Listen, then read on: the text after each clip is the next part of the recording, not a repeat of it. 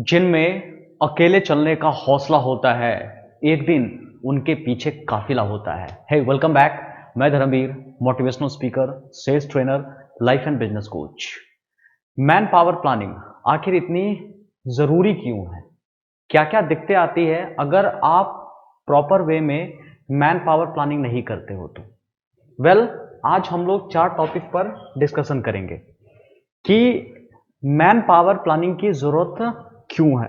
दूसरा, अगर जरूरत आपने आइडेंटिफाई कर लिया तो वो 6 स्टेप्स क्या होंगे जिसके बेसिस पर आप मैन पावर प्लानिंग करोगे। और अगर आप मैन पावर प्लानिंग कर लिए तो आपको क्या क्या फायदे होने वाले हैं।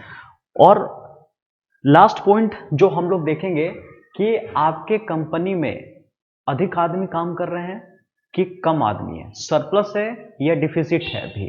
तो आपको दोनों आइडेंटिफाई करना है, आपको ऑप्टिमम रखना है, ना ज्यादा ना कम, ऑप्टिमम होना चाहिए। तो कैसे आप ये आइडेंटिफाई करेंगे? तो सबसे पहला जो टॉपिक अभी हम लोग डिस्कस करने वाले हैं, that is need of man power planning. क्यों जरूरत पड़ती है? मान लो कि आपने कोई कंपनी खोला। सपोज मैं अपना एग्जांपल लेकर के चलता हूं। मैं इंस्टीट्यूट खोला, पहले मैं मैथ्स से पढ़ाता था 11th-12th का। फिर मुझे लगा कि इन सारे बच्चों को फिजिक्स केमिस्ट्री की भी जरूरत पड़ेगी, तो हमने टीचर हायर किया फिजिक्स केमिस्ट्री के लिए।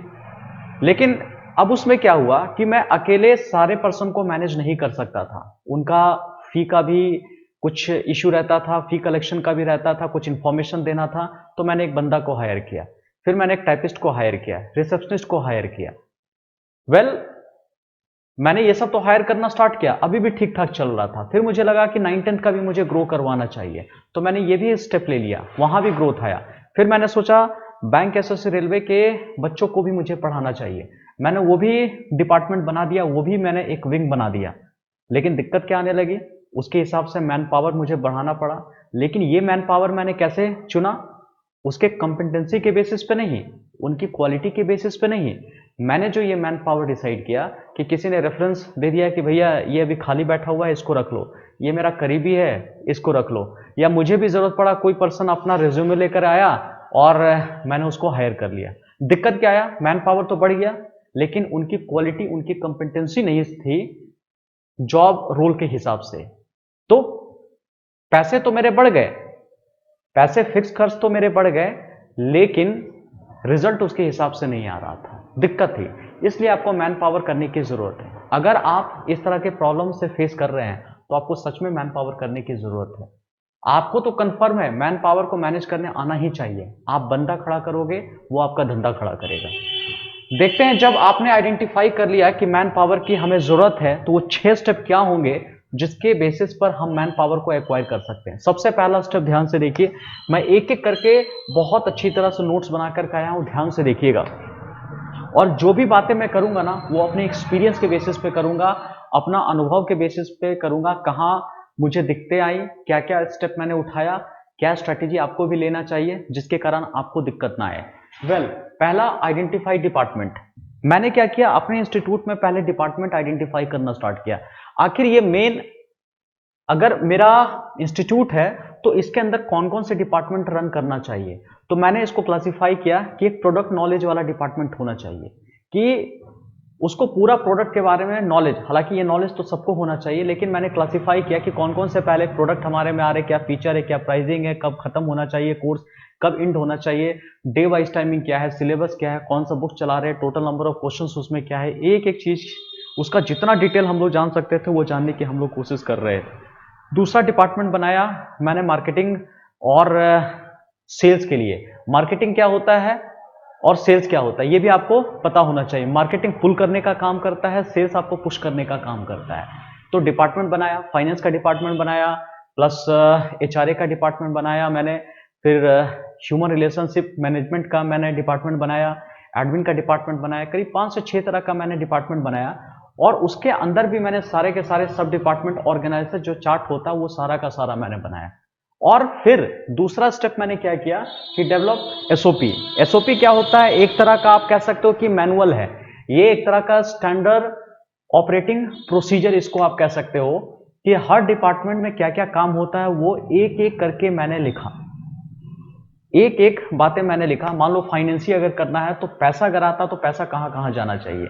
मैंने मेथड बनाया रिसीट्रेड, रिसीटेड, RSITED, रिटर्न ऑन इन्वेस्टमेंट। मैंने 50% पैसा निकाल दिया खर्च पर, 10% निकाल दिया मैंने एजुकेशन पे, 10% टूर पर, 10% मैंने निकाल दिया डोनेशन पर, 10% मैंने निकाल दिया एजुकेशन पर। इस तरह करके 6 अकाउंट मैंने बनाए। तो वो सारे के सारे स्टेप आप अपना लिख दो। अगर मार्केटिंग का भी है तो मार्केटिंग में क्या क्या आपको करना पड़ेगा, क्या कौन सी स्ट्रैटेजी आपको लगानी पड़ेगी।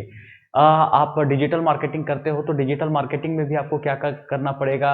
आपको थंबनेल बनाना पड़ेगा, या फिर मान लो बैनर करना पड़ेगा, फ्लायर करना पड़ेगा। कैसे आप इसको मैनेज करोगे, एक एक स्टेप बढ़िया से आप लिख लीजिए। एसओपी बनाना बहुत जरूरी है। एसओपी से ही क्या होता है, आप तीसरी स्टेप में इनका कर पाओगे कि आप आइडेंटिफाई कर पाओगे उसकी कंपिटेंसीज को, उसके क्वालिटीज को आप आइडेंटिफाई कर पाओगे कि बंदे में मेरे को क्या क्वालिटी देखना है। अगर मुझे टाइपिंग के बंदों को हायर करना है तो उसके अंदर क्या होना चाहिए, उसे MS वर्ड का अच्छा नॉलेज होना चाहिए, उसमें हिंदी और इंग्लिश की क्वालिटी होना चाहिए, इतना स्पीड होना चाहिए, पर्टिकुलर एक स्पीड, कोरल ड्रॉ भी आना चाहिए, साथ साथ MS एक्सेल पे उसको काम करना आना चाहिए, नेट का नॉलेज हो कि कहाँ कहाँ से सर्च कर सकते हैं, अपने कंप्यूटर को मैनेज करना उसको आना चाहिए ताकि दिक्कत ना आए। तो ये सब कुछ कुछ कॉम्पिटेंसी है जो कि पता होना चाहिए। अगर आपने ये 3 स्टेप कैलकुलेट कर लिया, बहुत जरूरी है, ध्यान से देखिएगा, ये 3 स्टेप जो है बहुत जरूरी है। उसके बाद आप क्या कर लो कि कैलकुलेट मंथली ट्रांजेक्शन, पूरे मंथ में कितना ट्रांजेक्शन होने वाला है। मान लो कि मैं अपना मैथ्स का बताता हूं कि पूरे मंथ में मेरे को कितना टेस्ट लेना है, कितने टॉपिक खत्म कर देना है, तो लगभग मंथली एक गोल बना लीजिए आप। या मान लीजिए मेरी वीडियो जानी चाहिए तो मंथ में करीब 50 वीडियो जानी चाहिए, आप इस तरह का मंथली गोल बना लो। जैसे मंथली गोल बनाया, आइडेंटिफाई सब स्टेप एंड टाइम रिक्वायर्ड। उसके बाद मंथली गोल बनाने के बाद आप नीचे आ जाओ कि उसको फुलफिल करने के लिए और कोई सब स्टेप हो सकते हैं, छोटे छोटे स्टेप हो सकते हैं, उसका भी आप लिखो, एक एक बातें डिटेल में लिखो। इसको हम लोग कहते हैं फर्स्ट प्रिंसिपल से सोचना। आप हर कंसेप्ट को इतना उबाल दो, इतना उबाल दो कि उसके बाद सोचने के लिए कुछ बचे ही ना। एलॉन मस्क इसका बहुत अच्छा एग्जाम्पल है, बहुत अच्छी तरह से इस प्रिंसिपल का यूज करते हैं। और कितना टाइम लगता है उस चीज को करने में, उसे भी आप लिख लो। और फिर calculate the required time for task completion, एक टाइम को खत्म करने में लगभग कितना समय लगता है, एवरेज टाइम निकाल लीजिए, उसको मल्टीप्लाई कर लीजिए, सामने वाला बंदा को दे दीजिए कि भैया इतना काम चाहिए, इतने घंटे में मेरे को चाहिए। आप आराम से इस चीज को मैनेज कर सकते हो।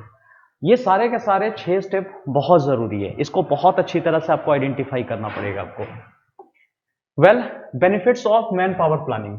अगर आप मैन पावर प्लानिंग करते हो, इससे आपको आइडिया क्या लग जाता है कि हर डिपार्टमेंट में आपको बंदा चाहिए भी कि नहीं चाहिए। आप डिपार्टमेंट वाइज देख सकते हो कि किस डिपार्टमेंट में बंदा घट रहा है या कहां पर ज्यादा है। सबसे बड़ा बेनिफिट तो ये होगा। और दूसरा बेनिफिट आपको होगा कि हर डिपार्टमेंट के लिए जब मुझे हायरिंग करना होगा तो उसके लिए कौन कौन सी क्वालिटी चाहिए वो सब आपको पता चल जाएगा, उसकी कंपिटेंसी पता चल जाएगा, एक एक बातें आपको पता चल जाएगा कि जिस पर्सन को मैं हायर कर रहा हूं उसके अंदर ये क्वालिटी है भी या नहीं, या किसी के रेफरेंस से मैं सिर्फ ले रहा हूं। इस बात का ध्यान दीजिएगा आप।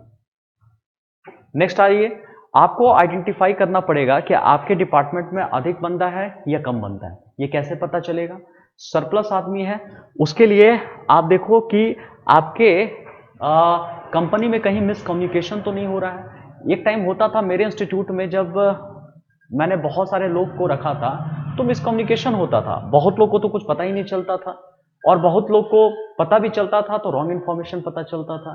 क्योंकि कुछ ही लोग ऐसे थे जिनको थोड़ी बहुत जानकारी होती थी और बाकी लोग को पता ही नहीं रहता था। इससे क्या पता चल गया कि आपके पास बहुत ज्यादा सरप्लस आदमी आपके डिपार्टमेंट में है।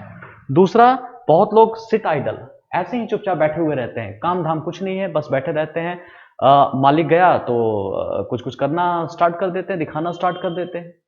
तीसरा देख सकते हो लंच आवर, कहीं ज्यादा देर तक तो लंच नहीं कर रहे हैं, पता चला कि आधा घंटा के लिए अपने अलॉट किया, 1 घंटा के लिए 2 घंटा लेकर के जा रहे हैं वो लोग। इस बात का भी आपको ध्यान देना है। अननेसेसरी डिस्कशन एंड गॉसिप, मतलब इधर उधर की बातें डिस्कस हो रही है काम के अलावा। अगर इस तरह का पैटर्न हो रहा है, मेरे इंस्टीट्यूट में तो बहुत ज्यादा होता था, तो फिर मैंने इसको आइडेंटिफाई किया, देखा क्या क्या कमियां आ रही है। मैं खुद अपने ऊपर पहले अप्लाई कर रहा हूँ, फिर आप लोग को मैं बता रहा हूँ।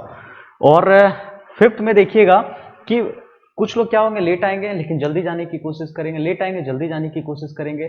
तो ये सब कुछ कुछ सिम्टम्स है जिससे आपको पता चल जाएगा कि आपके कंपनी में बहुत ज़्यादा आदमी है या सरप्लस आदमी है। आपको डिफिसिट क्या है, कैसे पता चलेगा कि आपके कंपनी में कमी हो रही है?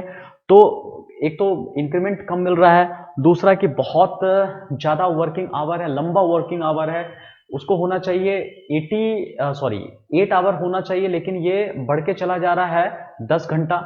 और एम्प्लॉय के लिए कोई छुट्टी की प्लानिंग नहीं है, या फिर वर्क का प्रेशर बहुत ज़्यादा है। अगर इस तरह का सिम्टम आ रहा है तो समझ जाओ कि आपके कंपनी में अभी मैन पावर की कमी है।